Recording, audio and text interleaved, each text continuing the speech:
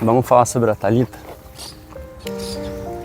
Eu escolhi todo um cenário diferente, escolhi todo um ambiente diferente para poder fazer esse tipo de vídeo, porque em primeiro momento eu estou fazendo esse vídeo aqui para minha família, para minha esposa, para os meus filhos, as pessoas que vão depois de algum tempo assistir sobre isso aqui, porque eu acredito que essa série de vídeos que eu vou estar produzindo sobre o tema da Thalita pode ajudar muitas pessoas que passam por alguma circunstância de extremo sofrimento, sabe?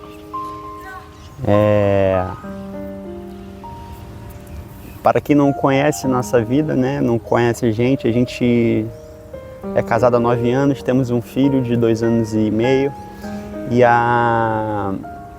em novembro de 2024, dezembro, engravidamos da Thalita. E por que nós escolhemos esse nome? Essa vai ser a primeira parte desse vídeo, né? Nós tínhamos outros nomes em mente, nós estávamos pensando em outros nomes e até tinha algumas certezas sobre alguns desses nomes, só que não uma convicção.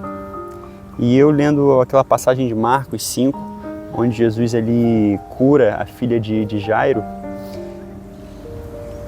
tive uma convicção certa de que precisava ser esse nome Thalita. E se você não conhece essa história, Jesus está chegando de uma viagem onde ele curou um homem que estava possesso ali por espíritos malignos, e esse homem virou um testemunho, né, do poder de Jesus.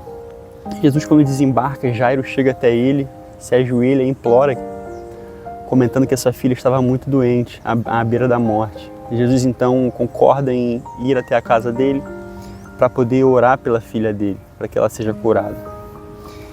Engraçado que nesse tempo do mar até a casa de Jairo, acontece a circunstância da mulher do fluxo de sangue, onde Jesus ali cura uma mulher que já sofria há 12 anos. Então Jesus, de uma certa forma, é interrompido dentro desse trajeto que ele estava fazendo até a casa de Jairo.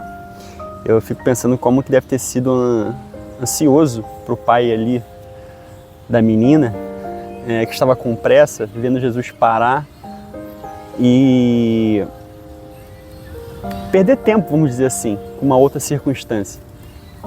Quando Jesus termina de curar essa mulher, chegam os servos de Jairo até ele e falam: Jairo, não incomode mais o mestre, porque a sua filha já morreu. E nesse instante Jesus vira para Jairo e fala: Jairo, não temas, creia somente. E por causa dessa parte eu escolhi o nome Thalita, porque o significado para a gente, ele não seria de uma forma literal, porque o nome Thalita significa menina, mas lembraria a gente sobre esse contexto. Que contexto?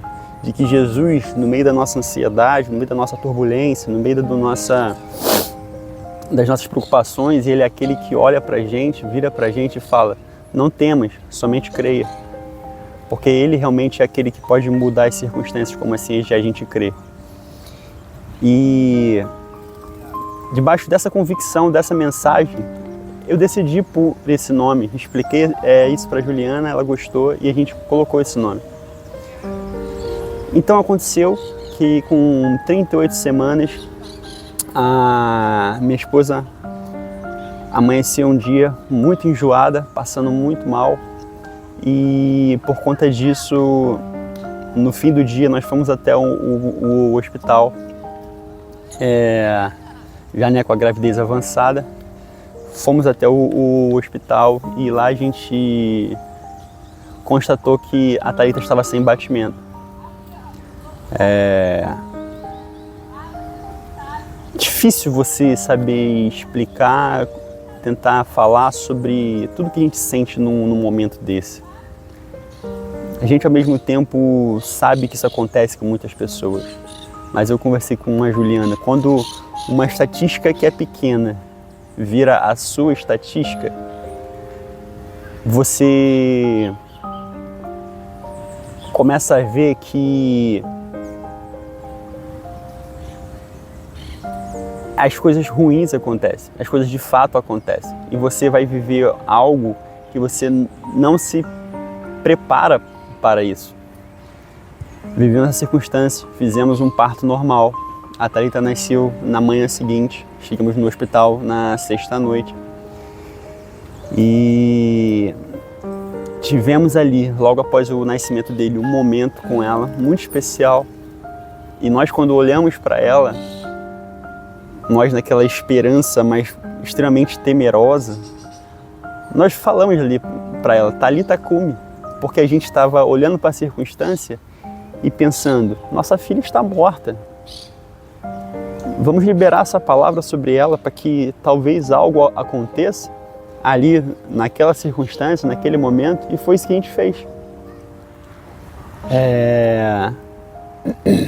Ficamos um tempo com ela, nós abraçamos ela, nós oramos com ela, nós dedicamos ela ao Senhor como ela já havia sido dedicada, e nós ali as entregamos para o hospital para eles continuar os procedimentos.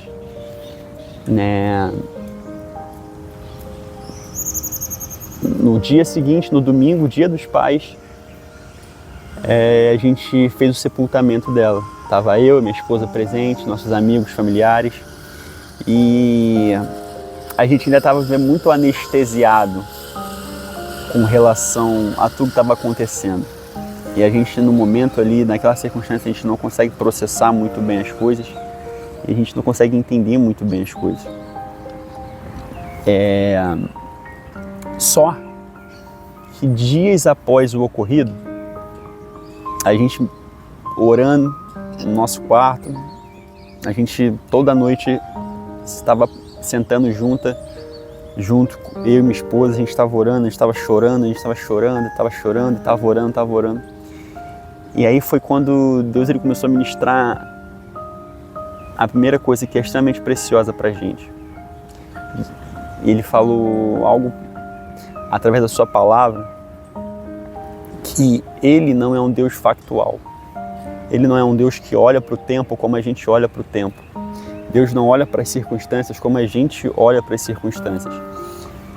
E Deus, então, não olhava somente para o evento do falecimento da Thalita, mas Deus olha para todas as coisas na completude dos tempos, algo que a gente não consegue entender. E numa dessas conversas que a gente estava no quarto, meditando sobre isso, a gente pensou assim, cara, eu pensei que a Thalita seria uma voz de esperança para as pessoas. Mas eu pensava na Thalita viva, como pessoa, como ministra de Deus, liberando isso sobre as pessoas. Só que aí eu percebi, a Thalita já virou esse testemunho. Porque a Thalita hoje ela é um testemunho de que a gente todos os dias precisa se levantar em fé, se levantar diante das circunstâncias e dos sofrimentos, para que a gente glorifique a Deus em todas as ocasiões.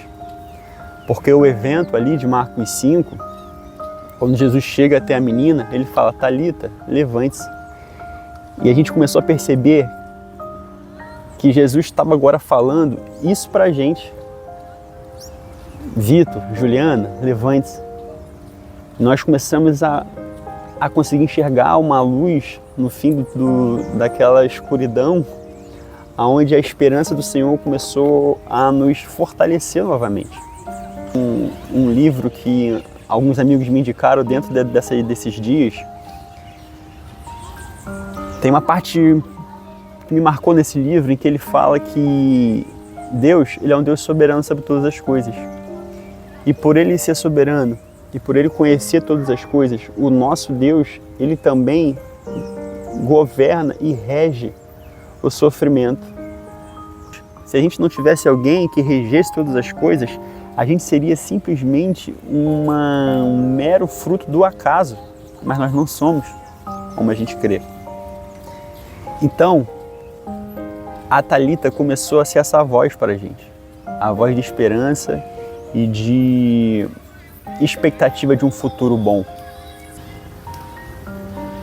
O que eu quero deixar marcado nesse primeiro vídeo é que Deus ele não fica preso a eventos.